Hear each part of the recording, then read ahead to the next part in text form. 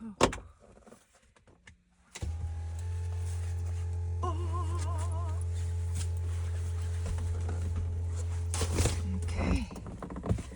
We are in. Ladies and gents, we are in.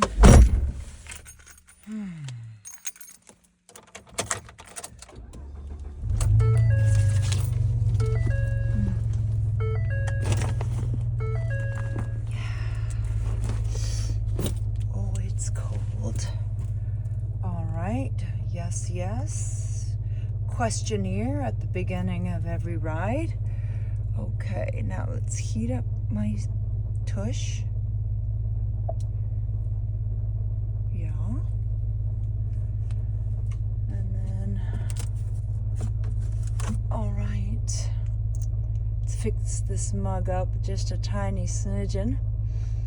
Oh my God, so exciting. Nobody was really watching me. I imagine that that's a little bit better.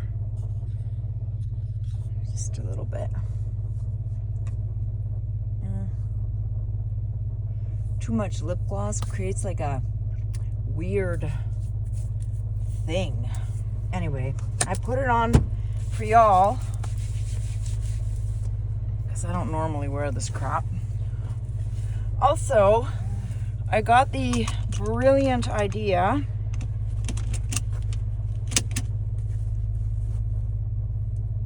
of parking the cars. Ooh. Parking the cars. Boy, sorry, got a little close there. Parking the cars a little bit backwards. So instead of going back, which I always crank my neck, and I never thought that, so I'm just waiting for this thing to warm up because I didn't warm it up before.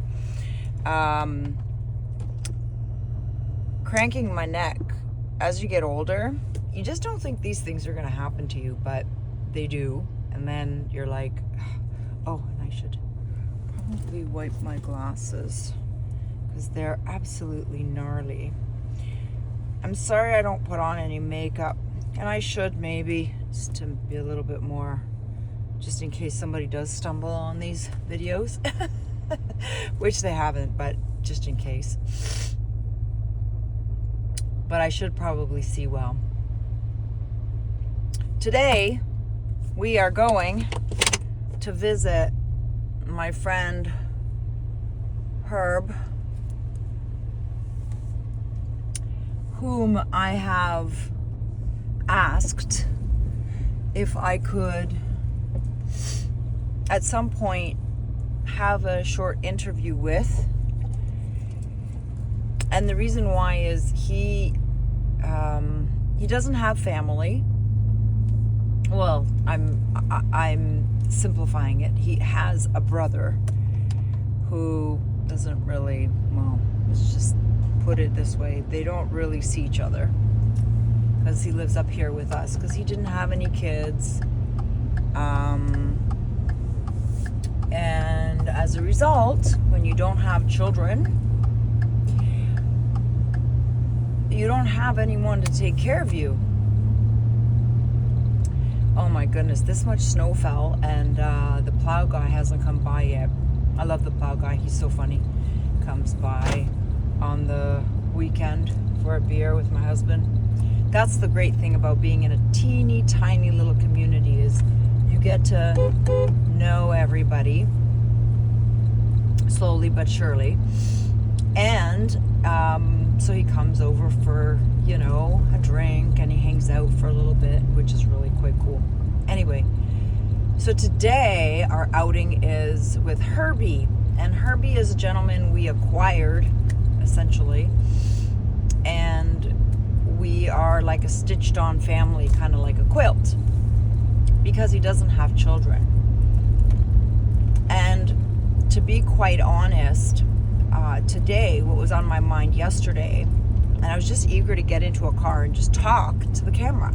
Like, I feel like for me personally, my brain is designed to talk it through in order for me to actually vent it out, air it out, and then I can think things through. So a lot of the things that I talk about with you guys, if any of you are there, because I have a total of 2 views in my last video, which I was thrilled about because I was so nervous about it.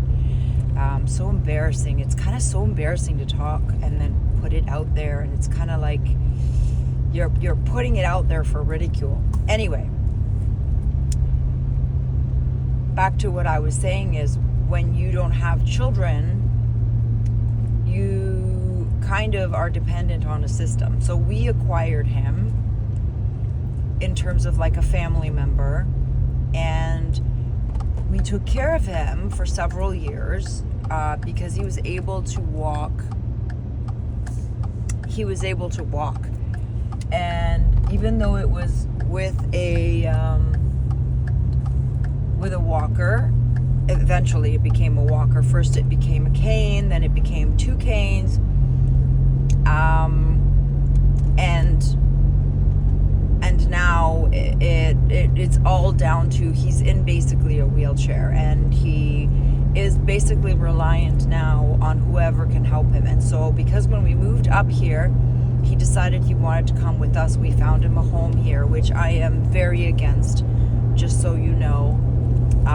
And I'm sure at one point I will want to air those thorny thoughts. And yesterday I was doing some research because I'm crazy like that, and I love to listen to things like Last American Vagabond. I love him. He kind of talks quickly, and for some people that might be a little neurotic, like might feel neurotic and busy, but for me, he gets 4 hours of news packed in, and he covers so many things. He covers everything that kind of happened in that day, as much relevant information. Oh, now that it's winter, all of the bumps are coming up. As much relevant information that we should be aware of. And yesterday, he talked about the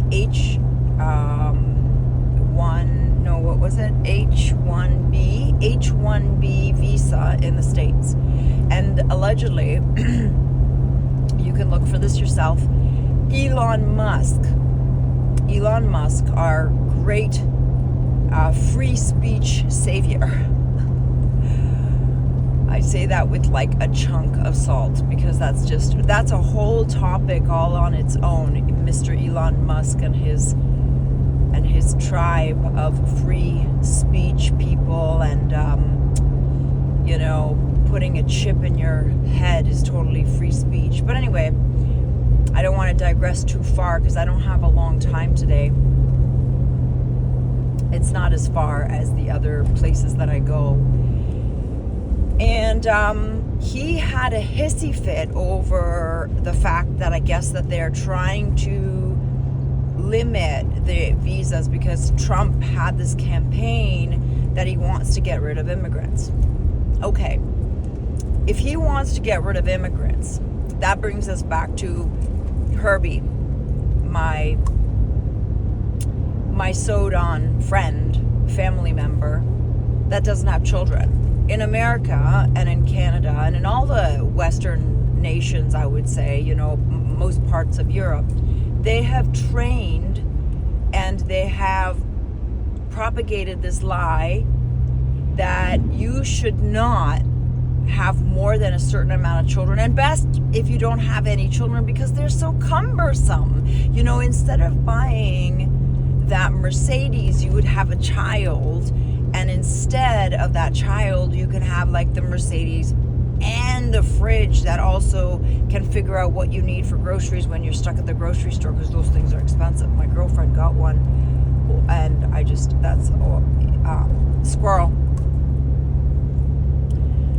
So Elon Musk was having a conniption that he's going to go to war over this one subject because he's an immigrant himself, and he's just such an asset to the community in the West because he wants to chip us all as just such a great asset.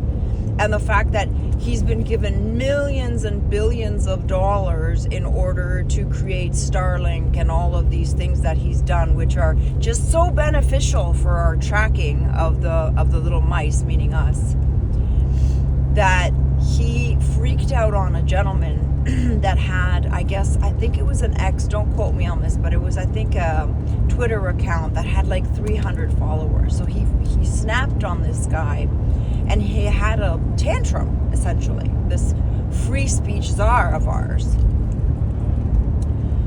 And the funny thing is that he's talking about immigration of high quality people. So people that have ostensibly got their square head from the universities, but they're viable degrees. Like I was talking about science and math and engineering and things that are kind of, not pushed in the West. You're not really pushed anymore to do those real heavy subjects. You're pushed to do like women's studies and let's not get our titties in a knot, girls. Like women's studies, okay, do that in high school, do it as one course, but don't get a degree in it. I mean, it's, in my thorny opinion, it's ridiculous. But anyway, so he had this conniption, this tantrum, and I just thought to myself,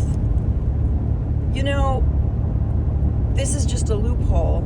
This is just a loophole to put this visa up and drain. First of all, let's just think about it logically. And actually, the guy from The Last American Vagabond brought this up, and I think it's a very good point. Why should America or any other country be stealing and brain draining any other one country? Now, okay, ostensibly, if there's a country like, I came from a communist country, and if you're in a communist country, it doesn't matter, and honestly, so we got to start thinking very, very wisely if we want to continue going in the path that we're going, because Canada is well into socialism, and if we want to get into communism, we're like 3 steps and a hop away. In communism, you can be a doctor, you can be an engineer, you could be an actor. It doesn't matter what you choose. Chances are your income is not that much better than the baker or the plumber, or you get what I'm saying. What I'm getting at is it can take you years to learn the anatomy of a heart, the anatomy of a brain, the anatomy of a human being, or the anatomy of even more complicated animals, because when you're a vet, you've got to learn like way different anatomy. Like,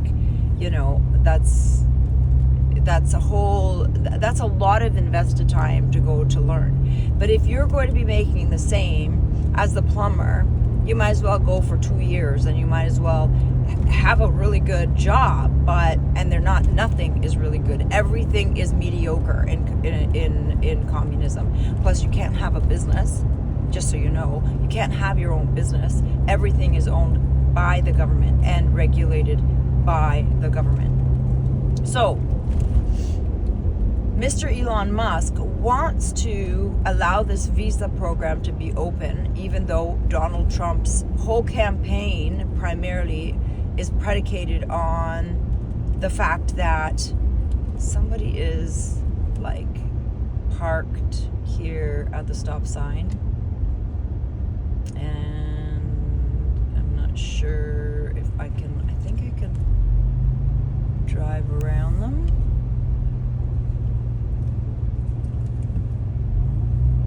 And that's just very strange. Anyway, lots of weird things happen here, just so you know. And that's okay, because I'm getting used to it. So he's basically saying that we should keep this visa open because people like him are such a commodity to any country that allows them in. Okay, let's just say that that's true. Let's just say that Mr. Elon Musk is such an asset to our freedoms and our rights. Let's just say that that's true. Let's just go with that argument. And if you believe that, then you can make a case that, okay, leaving that visa open, even though you want to start deporting everybody else, makes a little bit of sense, because now you're drawing in immigrants that are coming in and bolstering your GDP, the communities that you're trying to grow, and so forth. But the thing is we don't really need immigration so much if our own populations are growing. Now, we're not growing our own populations, let's be clear. I am now partly taken care of, because we were taking care of Herbie solely on our own before we were able to get him into a home. And oh my gosh, getting into a home is one long nightmare of a story, and that is definitely something that I want to talk to you guys about, because if you have any aging parents, you need to know what's happening in Canada. It's a crisis. They talk about housing crisis, they talk about the financial crisis, the home bubble crisis, but they do not talk about housing for elders, because a lot of these elders have children. And it's absolutely despicable to me that these children do not take care of their parents. And there's many of them in these homes that could be taken care of, but they're mobile, they're able to feed themselves, they're able to go to the bathroom themselves. Now, unless your parent or your aged parent is completely lost their mind, okay, I understand you have to go to work, but you're able to, there are programs where you can drop them off like kids, drop them off and pick them up. Anyway, to each his own. Look, my judgment is that your parents took care of you and they wiped your ass. I think the least that we can do is do our very best in any circumstance that we absolutely can. To, like, if you absolutely can't take care of your parent, okay, I understand. But you really have to really, really be struggling, which I will admit in Canada, a lot of people are starting to struggle, and in America is the same. But these are like homes that cost anywhere from like $2,000 to infinity, like $10,000. Ridiculous. So even if it's just for keeping the wealth of your family, what your parents worked for and what they planned for, then if you take care of them, a lot less money goes to the government system, because it's a governmental system. Anyway, I went on a squirrel tangent there. Back to these visas. Oh God, it's getting hot in here. Back to these visas.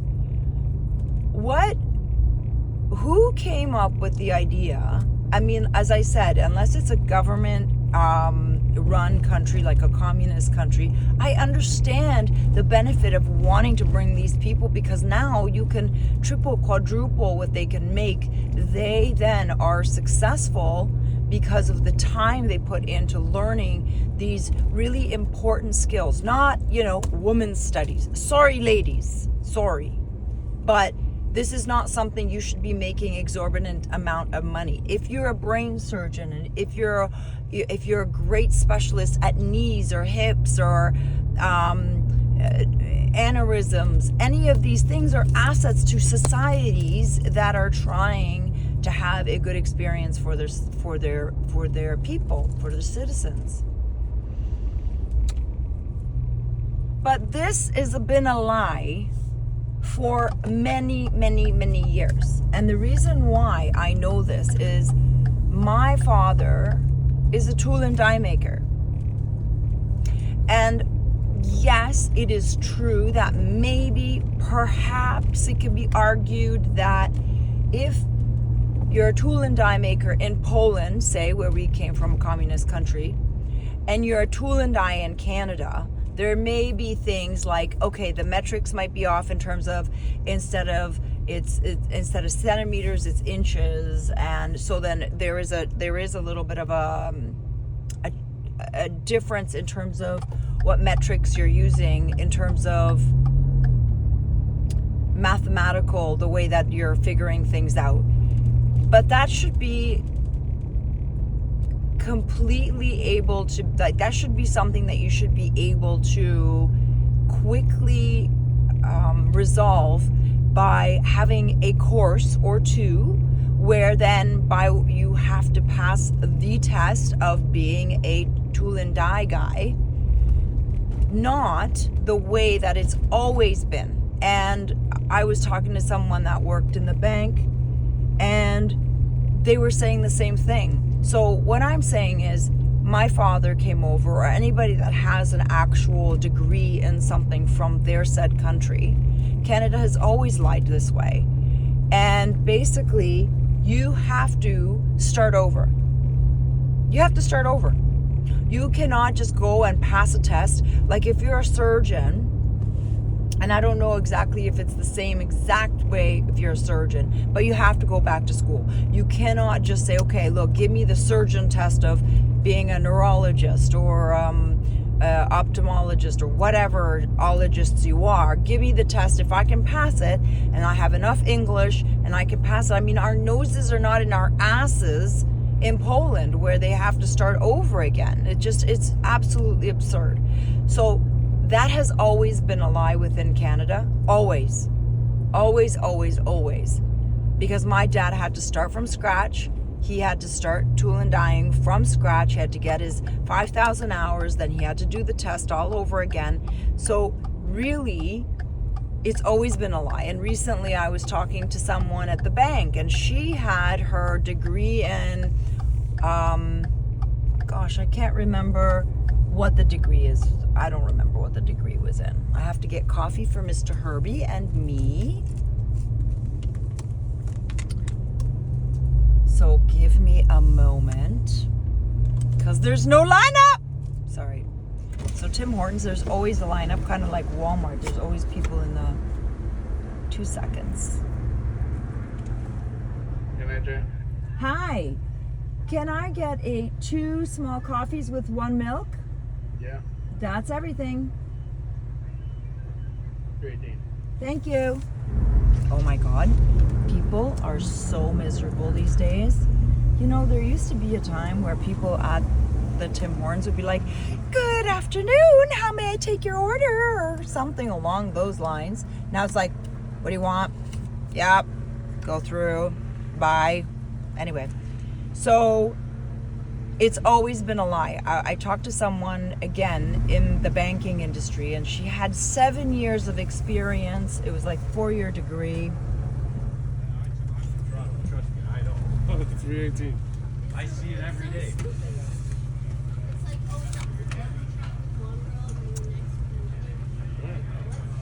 Yeah. Well, Thanks. Stay away from it. Stay away from that shit.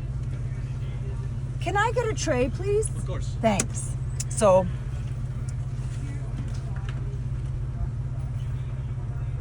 two small coffees. It's not busy. So there you go. Thank Have a you. good day. You too. Take care. See, and then when we get face to face, they're super nice, which is nice. I like that. I like that they at least, you know, because sometimes they're not.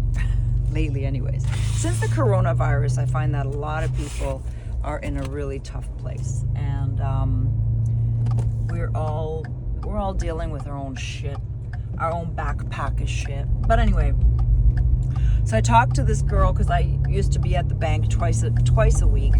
So I used to be there, and I was telling her, you know, why are you doing this job? Because she was struggling, and she said, because I came thinking that I could do my type of business, and I couldn't, because I have to start from scratch, and it's not worth it for her to do that. Not to mention that she just didn't have the funds to do it. She has to maintain herself. Anyways, loved this girl. Her name was Binu. Shout out to Binu. And so there's that. there's that lie that's been propagated for over 45 years, because as I said, I came to this country over 45 years ago, and I saw my father having to do the same thing. My mother was an economist. She was a graduate of economy. Okay, I can see that. Okay, it's a little different when you're in a economy that is, say, communist. Okay, I can even argue that. I can argue that, okay, you need to go to school for economy because, you know,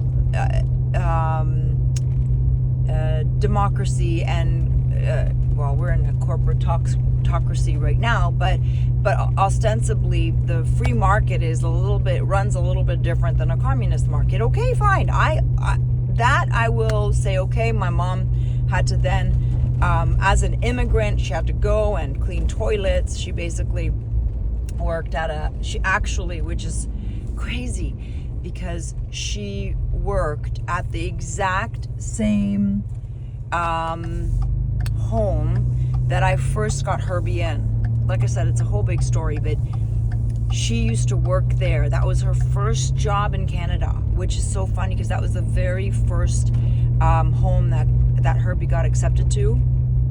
And I am so grateful to this to Extendicare, which is an amazing, and it's just, I was so happy. We had such a good experience. So far, we've had really good experiences with the homes, but it's to be continued. Anyways, so these visas are arguably this reason why we should keep this visa program open, even though the whole thing within itself is a whole lie. There's so many lies within that visa program as well. It's not even funny. And capitalism is not what it's promised to be, because it's really not what you know in capitalism. It's who you know. I mean, as I said in my earlier video, the Kardashians didn't make it big because they made it big. They made it big because they were already wealthy, and they made their money on people they knew, and they were all high-powered people. The father rolled in high roller people, and he defended high roller people. People couldn't, you and I, Jack, we wouldn't have been able to afford the Kardashian dad. Anywho, I think it's really funny because now that we're not having children of our own, in order to prop up the GDP for any country that's, you know, the Western country, we're allowing a lot of immigrants to work all our crappy jobs, because our crappy jobs are owned by corporate, and corporate doesn't want to be fair. They want to exploit other people, but that's not the only thing that they do, and they exploit all these poor other people from all these countries that don't have the opportunities.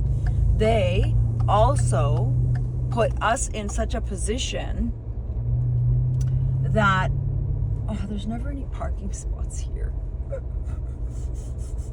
Oh, is this a parking spot? No parking. There's a parking spot right here. Okay, I think I can do parking here.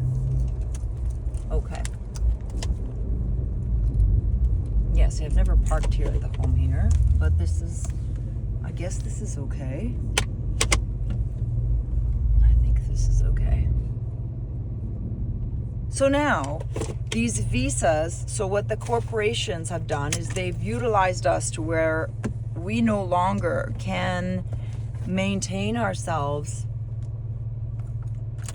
Let's switch this thing off. We no longer can maintain ourselves on that budget of theirs. They've given themselves a budget, and they cannot feed us the proper wages anymore. Now we've basically completely, like, China outsourced it, and they need more Chinese workers, not actually Chinese workers, because right now Canada, the largest immigration that they're having is from India. And this is a double whammy problem, because first of all, the Indians that are coming over are, you know, not skilled in terms of the way that 45 years ago, when the Indians and Pakistanis and Chinese and Vietnamese and whoever was coming over, they were being vetted, just like my parents got vetted. It was on a point system, and you had to have certain amount of points because they wanted to match up Canada with like sort of on the level, like they didn't want to bring someone in that didn't know how to speak English, or if they did, they were going to learn the language, they were going to do the schooling. And right now they're bringing in people from India, primarily India, not only from India, but primarily from India, under false pretenses. And these people are coming here and they're struggling. And the twofold here is that they're struggling, and sometimes they're now turning to crime, which then really upsets the Indian community or the Pakistani community, because now their people ostensibly are creating these problems and it looks bad on their community, whereas their community are hardworking people. I have so many Indian people in my life that it's absolutely so gut-wrenching when you know that your own people, quote unquote, from your back home country, because I have people from my home country and I can put myself in this situation, are doing these things, and it looks like your community of people, you're getting a bad rap, and people are going to be painting you with one brush, and that's unfair. So that's the first thing. And then the other thing is that the people that are here, whether white, brown, purple, or pink, are now being forced out of many things because there's this gluttonous number of immigrants that are being used ostensibly, because they're being used, and a lot of them, their conditions are awful. The only jobs that they can do is Tim Hortons, McDonald's, Walmart. These are the only jobs they're allowed, and they need 2 or 3 of these jobs, or they need to live in high numbers of people together.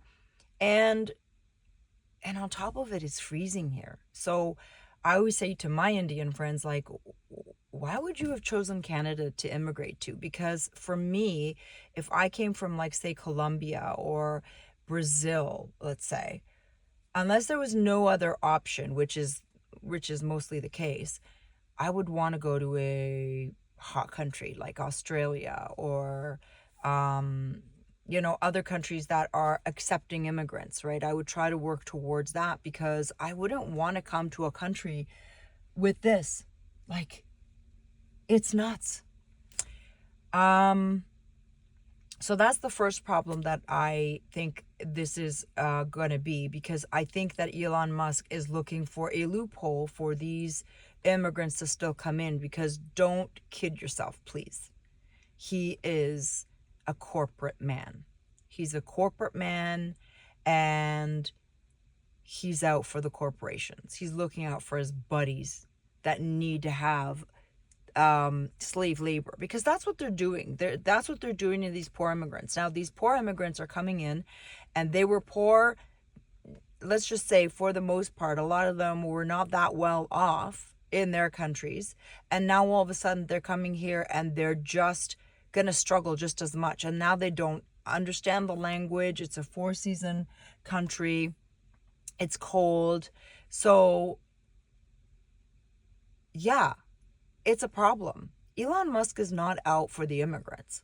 Let's make that very clear. Just like he's not out for your freedom. And you can hammer me in the comment section below, but why don't you do some research? Listen to Alan from Cutting Through the Matrix. He has lots of documentation, and he'll show you where to look for it. And anytime I go and check, 100%. The Last American Vagabond, check that out. You can even go to YouTube if you want. These people are very careful what they say, but what's his name? Johnny Bravo. He's basically a comedian, but he's super funny. And he does give you the whitewashed version, because he's got to be very careful what he says. And that's another thing. If there was such a thing as freedom of speech, I wouldn't also be watching my words as well, because I am very, very guarded as to what I'm saying, because I want to be able to come here. I want to be able to talk to you. I don't have very many outings, and it's so nice for me to be able to talk things out and not feel like I'm just talking to myself, which sometimes I do, but this is a much better version. Anyways, I'm going to go in and I'm going to have this is our Tim Hortons coffee now. The small is blue. Get this. The small is blue, and I believe all the other sizes are red. But it's kind of like everything, even coffee, is politicized. Think about it. Blue and red. You know, like in the States, blue and red. Anyway. All right. So I'll see you when I get back from my visit. Oh, and before I forget, when I come back, that was just why I was thinking about immigration, but I will I will tell you the story of how I was an effin immigrant as a kid and how I established myself as white privilege. But all kidding aside, I'll tell you the story, and I will tell you a little bit about, from my perspective, how immigration actually weakens people and also weakens countries, because I do believe, from my perspective and what I've learned in my life, that is definitely something that weakens people, weakens families, weakens communities, and certainly weakens societies. So that's going to be my next part of this video. Anyways, I'll see you in a few minutes.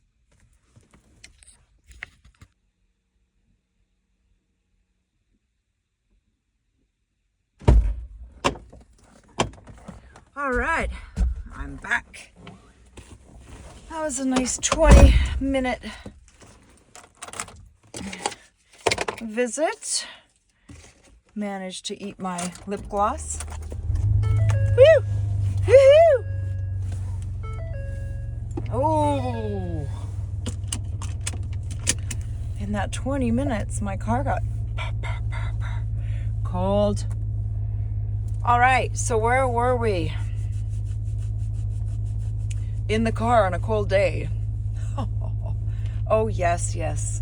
Oil change, pressure monitor. Okay. Excellent. Oh, that reminds me. I have to drop this off. So this is to my beautiful Melissa from Cutting Through the Matrix, the wife of Alan from Cutting Through the Matrix. All right. I still have a little bit of coffee.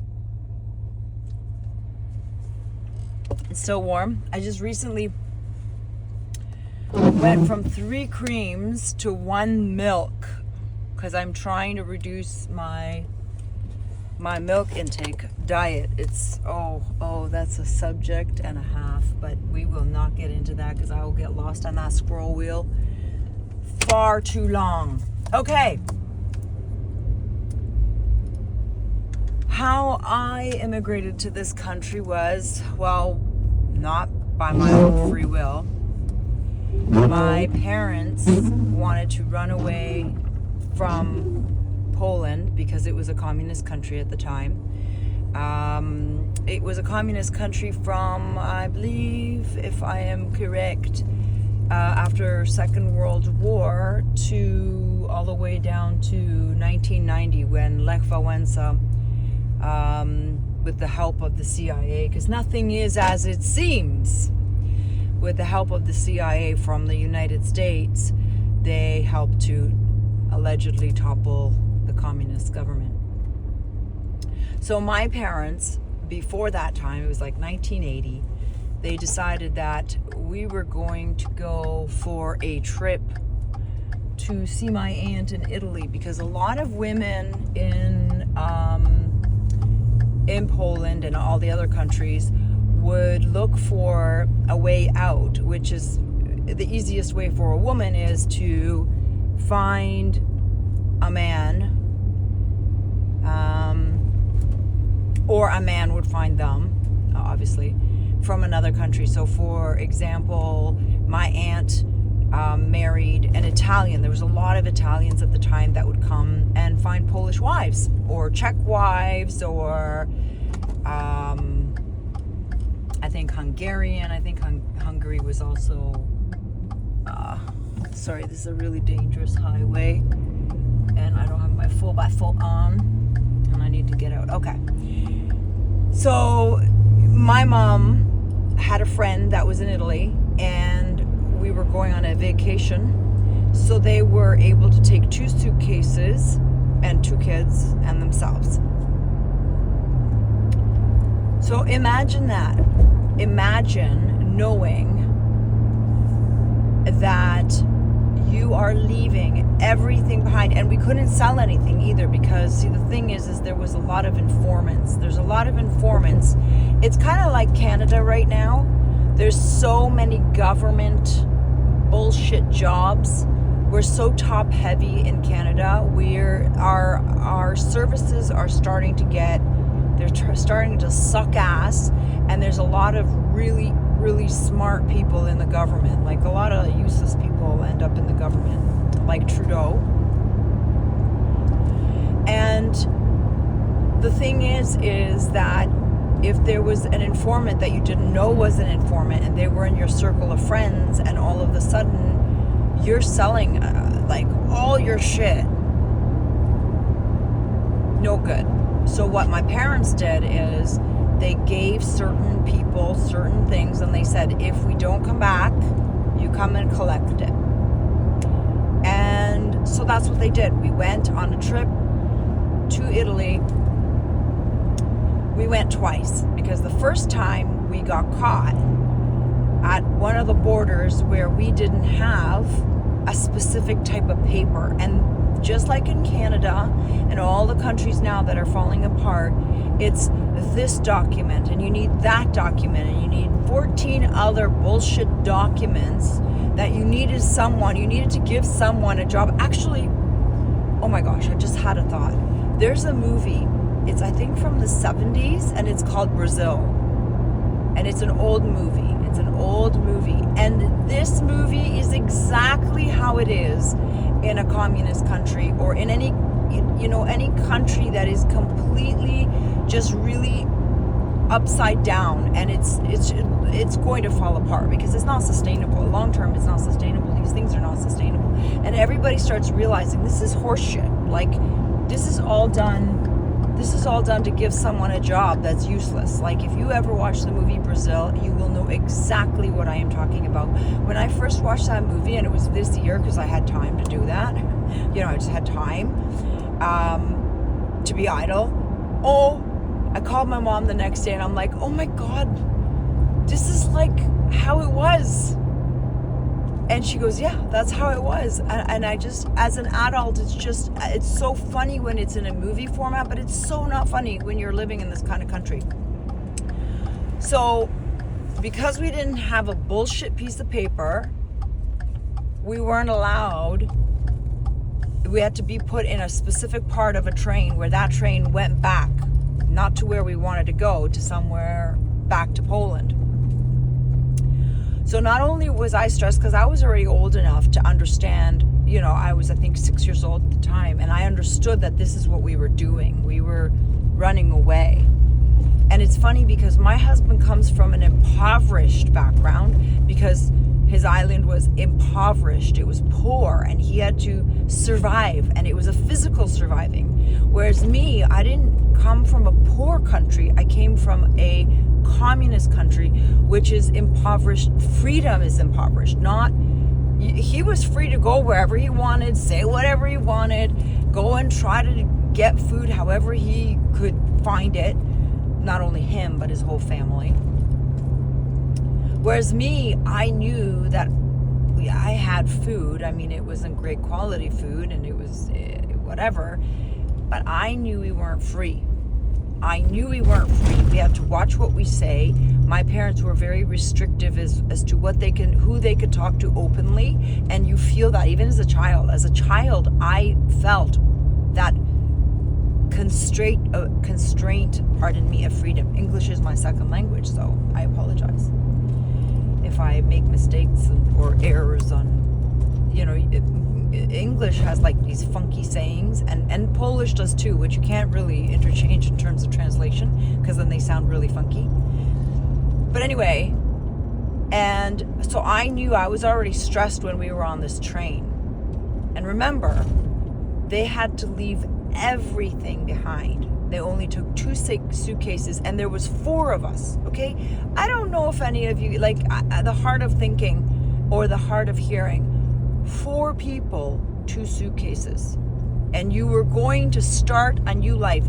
I don't think that most people understand what immigration does to a human. First of all, you're starting from scratch. You're literally you're cutting whatever roots don't want to come up, and you're literally lifting your whole tree root, and you're going to try to transplant it somewhere else. So we came to Canada. First we were in a refugee camp in Italy because we were going to Italy for a trip.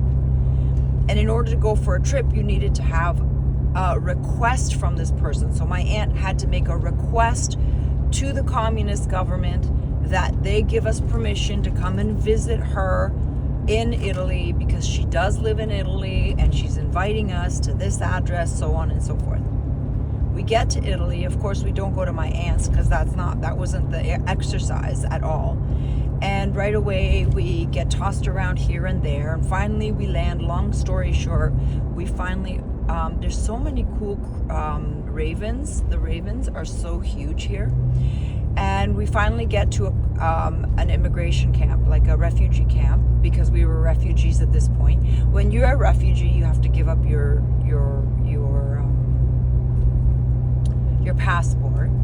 So my parents gave their passports. So we're going to be going on a road that's kind of bumpy, and so we gave up our passport.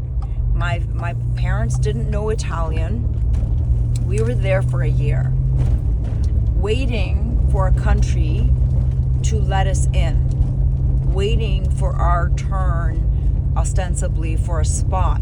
It's kind of like waiting for a bed in an old age home. Very comparable. But anyway,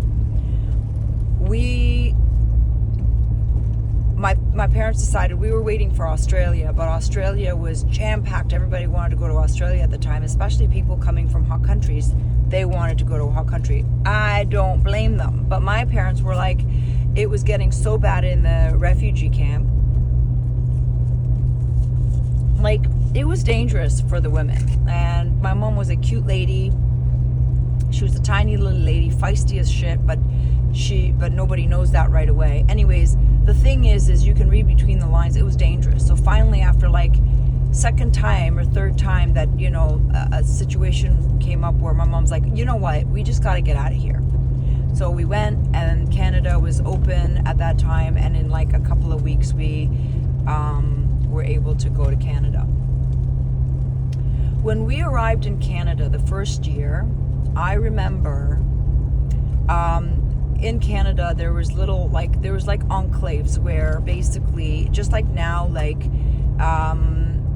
for example, like in Ontario, for example, there's Toronto, and by Toronto there is this city called Brampton, and Brampton was primarily like Italians and Portuguese at the time, and it was like an enclave of Italians and Portuguese. And in Mississauga, for example, a little down from Brampton, was like a lot of Polacks. There was a lot of Polacks and Slavs and stuff like that. So there was like little enclaves. Now, like Brampton, for example, is like Little India, because now it's all like mostly Indians, right? So like we still have these enclaves, but now there's a huge change in the type of immigration, because in the 80s there was a lot more people coming from Europe, because a lot of Europe there was a lot of communist countries still. Anyway, so we came here and we were in like this little enclave, and this little enclave was in Oakville, and Oakville is like 30 minutes from Toronto, west of Toronto. And we were there, and when you're an immigrant kid, you don't know necessarily that everybody else isn't an immigrant. You think everybody's an immigrant, everybody's in the same situation as you are, which is completely just something that a child would think. And we were in this enclave where there was a couple of apartment buildings. But these apartment buildings, because they were in Oakville, and if you know anything about Oakville is like a very posh town. It's still considered a town, even though it's got the numbers of a city, because they have money to keep it as a town, in terms of like, they have money to keep it as listed as a town. And then their tax bracket is a little different, blah, blah, blah. There's all these, of course, political things. Squirrel! And as an immigrant kid, I thought everybody was kind of immigrant, because we lived in this enclave where, funny enough, I was, at this point, I guess I was 7 years old. And basically, my husband, who I'm married to now, was in the next building beside me. And all the immigrant kids, no matter if they were Indian or Portuguese or Chinese or Vietnamese at that time, there was Vietnamese and Chinese. There wasn't really Filipino. I don't remember any Filipino kids at that time. But anyway, and at the very beginning, you just want to say, nobody understands English. Nobody speaks English. We're all like different languages. Like my very first best friend at the time when I lived in this little enclave was a Chinese girl. And I'd never seen a Chinese person. Like, you know, you don't realize what you don't realize. What you don't know. When you're stupid, you don't know you're stupid. Or when you're ignorant, you don't know you're ignorant, right? And this. No, I don't think. I think. No, I'm not going to go here, because I do not want to get caught in this. This is an unmaintained road. Like sometimes up here, there's these things called unmaintained road, and this one's really unmaintained because, it doesn't, like, it's got a huge chunk of snow there. I don't think I'll be able to. In the summer, I can go through here, but not. I didn't know that in the winter you can't go through here. Well, as I was saying, on point. You don't know what you don't know, and I realize now I can't turn on this road in the winter because it's not a dead end. It goes all the way to my road, except nobody plows it. So the guy that I just turned on his driveway, he plows all of his snow onto the damn road, so you can't get past the little thing. So there's that. Anyway, so I remember when I first made best friends with my best friend at the time, when I was a little ignorant child, and I said, well, like I showed her eyes, like, and I did this gesture, right? And she's like, what? And I'm like, you know, what's wrong? I was trying to ask her, what's wrong with your eye? Like, what happened to your eyes? And she's like, nothing. And then she did a gesture this way with my eyes, for my eyes. So we just started laughing because, like, we didn't understand what we were saying. And it wasn't until later that we were able to sort of, I was telling her that I thought there was something wrong with her eyes. Meanwhile, then I met another Chinese friend and then another, and I realized, oh, it's just like a style of eyes. So when you're ignorant and you're open, you learn. And that's kind of what I was saying a couple of videos ago. When you are ignorant, but you are open and you have a round head, and your round head is willing to take information in that you didn't otherwise know, you learn.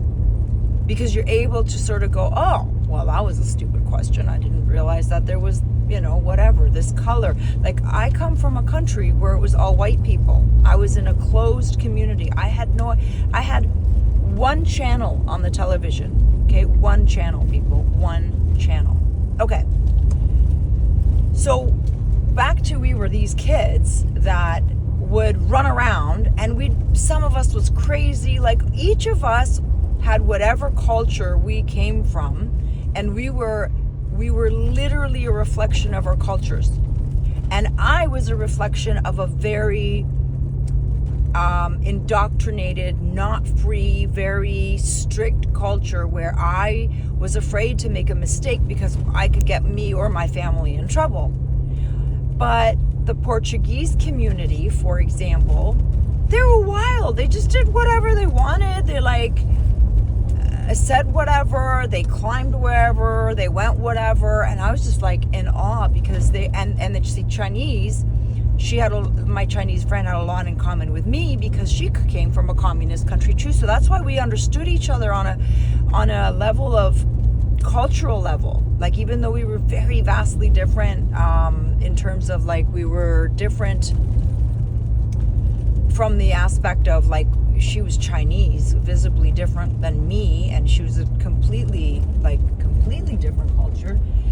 And anyway, so we were all these kids running around, but we were in an enclave where there was like, so us immigrant kids used to call people that were Canadian munchakakes. So just so you know, there was a term for everybody. There was a term for wops, which were Italians, which were, there was like this slur about Italian people that came across. Pork chops were Portuguese. Polacks were Polish people. They used to make fun of everybody, right? Because we were all different. And so we were these kids, a bunch of kids, different kids doing all sorts of different things, but we were very active. We were very active because most of us were quite poor. Just like right now, there's so many immigrants coming that are poor, that didn't see this or didn't see that. They didn't have access to this, so we were wild a little bit. And the munchakakes used to refer to us quite nicely as Effin Immigrants. And we at first didn't know what that meant until, well, you learn very quickly all the swear words. When we started learning the swear words, we realized we were being called effing immigrants. And I don't want to use the F word because I really want this to be something we can all watch. And I don't want to be crude because there's like no benefit to being crude. And yeah. And we were effing immigrants. And that never bothered any of us. It didn't bother the Chinese kids. It didn't bother the Portuguese kids. It didn't bother the Polish kids, the Slav kids. None of the kids, like, we never went home and tattled, oh my God, they called us this, they said this. And it was like, yeah, who gives a crap? Who gives a crap? We didn't care because we were really enjoying life. Because we had like a second go at things, right? Like we were in a better place than our last place. Our parents were saying that they were looking for a better life. And so I think we believed that, and we also were. We saw that there's real hardships, and if somebody says something to you, it's kind of like, okay, you do you, boo, as my Canadian prepper says. You do you. But these were adults calling little kids. We did nothing to them. Not from what I can see. Maybe we were a nuisance. But because this enclave started growing and there was more and more effing immigrant kids, they'd get pissy pants. They'd be pissy, right? And you got to remember, this enclave, we had like a badminton area where there was like an enclosed badminton thing. There was like a tennis racket place. There was a beautiful like park there. I mean, it was Oakville. Oakville is like in California. I don't know in California where there's like bougie places. So you got to remember, they had like a bunch of immigrants in a bougie place. So these people were like, why do we have to deal with these damn immigrants? So I understand, people complaining about immigrants. But you also have to remember that being on the other side of the fence, you're scared. You're coming to try to find a better place for you and your family and your children. And there's all these new rules, and you don't really understand the way people are. I felt people were like cold and mean when we first came to Canada, really, honestly. You also have to remember that Canada was at first really like a white Anglo-Saxon, sort of very tight. I come from Poland. Poland, like, like sex is something you talk about. Like in England, you wouldn't dare, right? Like you wouldn't dare talk about sex. Like it was, Poland was much more open, Germany was much more open, Czech was much more open. Like there'd be more chance you're gonna find like a topless lady in Czech and Poland than, and maybe not in Poland as much as maybe Czech. And that's just because I'm part Czech as well. But anyways, that's another story. But we were more open, like we weren't so sexually repressed as like in England. And then because we shipped off from England first, I would say that would be the reason why I would assume that that's how it was. But so the Munja Cakes would be really annoyed with these effing immigrant kids. But now, fast forward, I just want to say that I've immigrated from being an effing immigrant to now. Look at me, I'm white privilege. Like, go figure that out. Go figure that out. And the truth of the matter is that I'm neither an effing immigrant because I'm an immigrant, but I'm not an effing immigrant because I have paid my dues to this country. My parents have paid their dues to this country. We have all added to laying the bricks that fundamentally rose this country up to where it went wrong in a lot of places. But it wasn't because of the effing immigrants. It was because of the effing politicians. It was the effing politicians that were born in this country that didn't want to work in the mines, because that's what we did when our generation came. They went to the mines because the effing Munja Cakes didn't want that job. Now the effing Munja Cakes don't want the Tim Hortons job, and now the effing immigrants, the new generation of effing immigrants, are now, because that's what people don't understand when they're not on the other side of a fence. We only understand our perspective. And I'm saying that about myself too. There's a lot of times where, for example, I didn't see, like, for example, I thought that people would exaggerate, like, you know, oh, I'm allergic. Oh, be careful, this and that. Oh, I'm so allergic, I can die. And I'd be like, okay, you're conflating, like, you're like exaggerating. That's what I secretly thought. And then I got anaphylactic shock. And even me, a person that feels like I try to be open-minded, I've got a round head still, I'm still a dumbass, and I'm willing to accept that. I still put my own belief on somebody because I couldn't put myself in their shoes. So when I'm talking about immigration, our countries are shuffling and reshuffling people.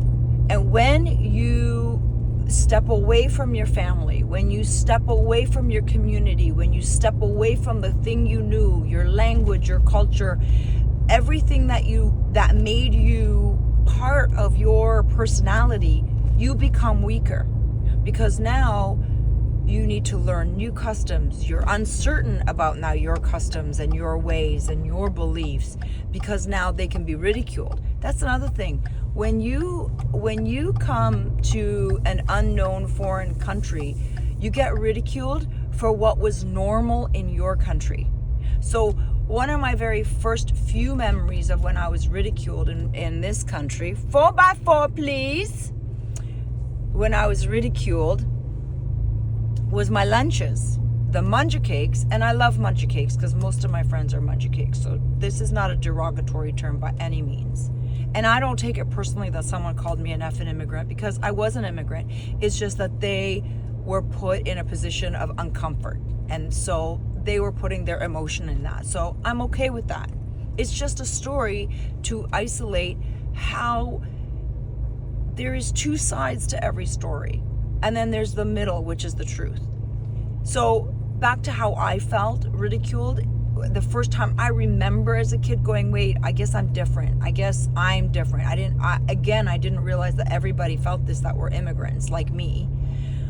I was amongst most Munja Cakes because I wasn't in one of the schools. My mom bought a house somewhere that was in Oakville and in not an enclave area, because a lot of the immigrants kept together. Like the Portuguese had like a little community, and the Polacks, and then, you know, a lot of the kids went to the same school, which I really wasn't part of that. My parents were really trying to really branch out and become Canadian and really just throw away all the communist ideas and really embrace the whole Canadian experience. So I'd go to school and I had a lunch that didn't at all resemble the Munchie Cakes. Like, and I mean at all. So most Munchie Cakes at that time in the 80s had peanut butter and jam, which I thought, like, first of all, peanut butter, I just want to let y'all know that it's people that didn't grow up in, like, England. I think England is probably one of the countries, but America and Canada, y'all, peanut butter is disgusting in most countries that haven't been, centralized, right? So if you haven't been, like, McDonald's-ified, which is a big thing. If your country's McDonald's-fied and burger-fied and Walmart-fied, then okay, you're gonna think peanut butter is okay. But most countries that didn't grow up with peanut butter think peanut butter is absolutely atrocious. It really is. I didn't start liking it until I was pregnant, like with my, I don't know which kid. But anyway, all that to say that immigration is okay to some degree, but I would argue that immigration actually weakens the people that are immigrating and the countries that are shuffling around their people. Like, for example, oh, my husband's home already. I'm gonna try to reverse this way. So that's that. That was on my mind. I planned that a lot better this time. In terms of time, because I'm always like having to look for places to drive so then I can talk to you guys, because I'm so embarrassed to like talk in front of anybody or like to be doing it at home, or like if somebody could walk in on me. I just don't want to be caught like talking to a camera. I hope that will dissipate like peanut butter did. But yeah, I felt like this Elon Musk nonsense. Ultimately, I think that there's starting to be a little bit of friction between Elon and Mr. Trump. Between Mr. Freedom and Mr. Orange, I think. Actually, I just wanted to say, Squirrel, have you noticed that Trump is starting like a new look? He's trying to get like looking different. So I think it's quite funny that he's trying to like look younger or something. But I will talk about Mr. Trump also, because I think he's a really interesting character. And not that I'm interested in him as a character, but that he is a freaking character. And yeah, I just don't want to hit anything, because my husband has not had a chance to get his shop up, because we got so, you don't realize, again, you don't know when you're dumb. We didn't realize how little time we had in order to build his shop, and so everything is literally everywhere. And like I have like a small little tiny little space that I can drive in and drive out of, because you have to remember we moved by ourselves, and we didn't have anybody helping us except my lovely, beautiful son. Anyway, so I'm here. I'm home. I visited Herbie, and that's it. I'm sure that I overtalked, and I talked about stuff that you don't really care about. But this is actually good. It's allowing me to think things through. And because I live in the woods. I literally live in the woods. And I didn't realize that my living in the woods would constipate my thinking. I didn't realize how much I went out into the world. Because right now, I maybe leave the house. That can be off. I leave the house maybe twice a week, and once to visit Herbie, and then once to do grocery shopping and take my son to his events. And then in that same day, I do 3 things at once. So I generally go once a week out, because I can do visiting Herbie, going and doing my pickups where I pick up some stuff, and my son. So I could do that all in one day. And I didn't realize that I used to go out to get a thing of milk. I'd just go out and then I would talk to people, and I can literally talk to anybody. So I didn't realize how much that would have an effect on me. So this helps. And I'm sorry that there's such long talks, but I'm able to think things through and go over things and really set my sort of my view on what I see in the world. And so yesterday when I learned about Elon Musk, I just thought to myself, I remember when I was an effin immigrant, and now I remember, now I'm white privileged. Oh, how far I've come. And none of those things really are solidly true, and none of them are facts. But again, society has this weird way of meandering that sometimes makes sense, sometimes it doesn't. But yeah, needless to say, that's what I had to say today. So until then, mwah, thanks for being here. I appreciate it. Bye.